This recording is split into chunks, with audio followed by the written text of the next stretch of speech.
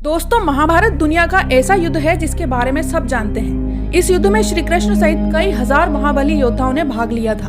मानव जाति के इतिहास में फिर कभी दोबारा ऐसा युद्ध नहीं हुआ। इसमें भारतीय पुरुषों की 80% आबादी खत्म हो गई थी। भीम, अर्जुन, दुर्योधन, भीष्म पितामह और भी न जाने कितने योद्धाओं ने इस युद्ध को परिणाम तक पहुंचाया था। अंत में पांडवों की जीत हुई और कौरवों की हार। मगर आज हम बात करेंगे ऐसे महाशक्तिशाली शूरवीरों की जिन्होंने किसी वजह से इस युद्ध में अपनी उपस्थिति दर्ज नहीं कराई, और अगर वे योद्धा इस युद्ध में होते तो महाभारत का अंजाम शायद कुछ और होता।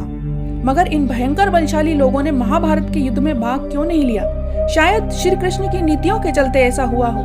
तो चलिए हम आपको बताते हैं कि अगर वे योद्धा इस युद्ध में भाग लेते तो क्या हो सकता था। सबसे पहले जरासंध यदि युद्ध में होता तो युद्ध का रुख कुछ और होता। लेकिन श्री कृष्ण को मालूम था कि महाभारत का युद्ध होना है। उसके पहले ही उन्होंने कई महान योद्धाओं में से एक जरासंध को भी मारने की युक्ति सोच ली थी। उन्होंने भीम के हाथों पहले ही जरासंध का वक्त करा दिया था। वैसे मैं आपको बता दूं कि जरासंध को मारना बहुत मुश्किल काम था। जरासंध के बाद नाम आता है शिशुपाल का। जरासंध का खास और श्री कृष्ण की बुआ का लड़का शिशुपाल बहुत शक्तिशाली था। श्री कृष्ण ने प्रण किया था कि मैं शिशुपाल के 100 अपमान क्षमा कर दूंगा, अर्थात उसे सुधरने के 100 मौके दूंगा। शिशुपाल रुक्मणी से विवाह करना चाहता था। रुक्मणी के भाई रुक्म का वो सबसे खास दोस्त था। रुक्म अपनी बहन का विवाह शिशुपाल से कराना चाहता था और रुक्मणी के माता पिता रुक्मणी का विवाह श्री कृष्ण से करवाना चाहते थे। लेकिन रुक्म ने शिशुपाल के साथ रिश्ता तय कर दिया और विवाह की तैयारियां शुरू कर दी। श्री कृष्ण रुक्मणी का हरण करके ले गए। तभी से शिशुपाल श्री कृष्ण का शत्रु बन बैठा। भगवान कृष्ण ने उसके 100 अपराध माफ कर दिए, लेकिन जब उसने 101वां अपराध किया तो श्री कृष्ण ने सुदर्शन चक्र से उसका वध कर दिया। अगले योद्धा हैं एकलव्य। विष्णु पुराण और हरिवंश पुराण के अनुसार एकलव्य अपनी विस्तारवादी सोच के चलते जरासंध से जा मिला था। जरासंध की सेना की तरफ से उसने मथुरा पे आक्रमण करके एक बार तो यादव सेना का लगभग सफाया ही कर दिया था। बाद में उसका युद्ध श्री कृष्ण से हुआ और वो वीर गति को प्राप्त हुआ। अगले योद्धा जो महाभारत का रूप बदलने की सामर्थ्य रखते थे वे थे बलराम। श्री कृष्ण के बड़े भाई बलराम ने श्री कृष्ण को कई बार समझाया कि हमें युद्ध में शामिल नहीं होना चाहिए, क्योंकि दुर्योधन और अर्जुन दोनों ही हमारे मित्र हैं। ऐसे धर्म संकट के समय दोनों का ही पक्ष ना लेना उचित रहेगा। बलराम जी शिविर में जाकर दुर्योधन से कहते हैं कि जिस तरफ कृष्ण है उसके विपक्ष में मैं कैसे आऊं। भीम और दुर्योधन दोनों ने ही मुझसे गदा सीखी है, दोनों ही मेरे शिष्य हैं, दोनों पर मेरा एक जैसा स्नेह है।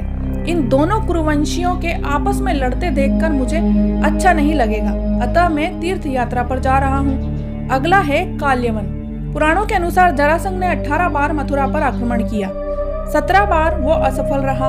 अंतिम लड़ाई में उसने एक विदेशी शक्तिशाली शासक काल्यवन को भी मथुरा पर आक्रमण करने के लिए प्रेरित किया। काल्यवन की सेना ने मथुरा को घेर लिया। उसने मथुरा नरेश के नाम संदेश भेजा और युद्ध के लिए 1 दिन का समय दिया। श्री कृष्ण ने उत्तर में भेजा कि युद्ध सिर्फ कृष्ण और काल्यवन में ही हो, सेना को व्यर्थ ही ना लड़ाया जाए। काल्यवन ने स्वीकार कर लिया। कृष्ण और काल्यवन का युद्ध हुआ और कृष्ण रण छोड़कर भागने लगे तो काल्यवन भी उनके पीछे भागा। भागते भागते कृष्ण एक गुफा में चले गए। काल्यवन भी पीछे से गुफा में घुस गया। गुफा में काल्यवन ने किसी मनुष्य को सोते हुए देखा और काल्यवन ने उन्हें कृष्ण समझकर कसकर लात मार दी और वो मनुष्य उठकर खड़ा हो गया। उसने जैसे ही आंखें खोली और इधर उधर देखने लगा तब सामने उसे काल्यवन दिखाई दिया। काल्यवन उसके देखने से तत्काल भस्म हो गया। काल्यवन को जो पुरुष गुफा में सोए मिले वो इक्ष्वाकु महाराज मानधाता के पुत्र राजा मुकुचन थे, जो बड़े ही तपस्वी और प्रतापी थे। अब अगले जो योद्धा है वो है बर्बरीक। बर्बरीक दुनिया के सर्वश्रेष्ठ धनुर्धर थे। बर्बरीक के 3 बाण ही इतने शक्तिशाली थे कि वे समस्त कौरवों और पांडवों की सेना को समाप्त कर सकते थे। युद्ध के मैदान में भीम के पौत्र बर्बरीक दोनों खेमों के मध्य बिंदु पर स्थित एक पीपल के पेड़ के नीचे खड़े होकर ये घोषणा करते हैं कि मैं उस पक्ष की तरफ से लड़ूंगा जो हार रहा होगा। बर्बरीक की इस घोषणा से कृष्ण चिंतित हो गए। तब श्री कृष्ण ब्राह्मण का वेश बनाकर सुबह बर्बरीक के शिविर के बाहर पहुंचे और दान मांगने लगे। बर्बरीक ने कहा, मांगो ब्राह्मण, क्या मांगते हो? ब्राह्मण रूपी श्री कृष्ण ने कहा तुम ना दे सकोगे, लेकिन बर्बरिक कृष्ण के जाल में फंस गए और कृष्ण ने उनसे उनका शीश मांग लिया। बर्बरिक द्वारा अपने पितामह पांडवों की विजय हेतु स्वेच्छा के साथ अपना शीश दान कर दिया गया। शीश दान करने के पश्चात श्री कृष्ण ने बर्बरिक को कलयुग में स्वयं के नाम से पूजित होने का वरदान दिया। आज बर्बरिक को खाटू श्याम जी के नाम से पूजा जाता है। जहां कृष्ण जी ने इनका शीश रखा उस स्थान का नाम खाटू है। इनके अलावा पौंड्रक, नरकासुर जैसे और भी कई योद्धा थे जिन्होंने युद्ध में भाग नहीं लिया, और अगर वे भाग लेते तो शायद महाभारत का अंजाम कुछ और होता। ऐसी ही और भी कहानियां महाभारत से जुड़ी हुई हैं। आपको ये वीडियो कैसी लगी कमेंट करके जरूर बताएं। वीडियो को शेयर करें और चैनल को सब्सक्राइब करें।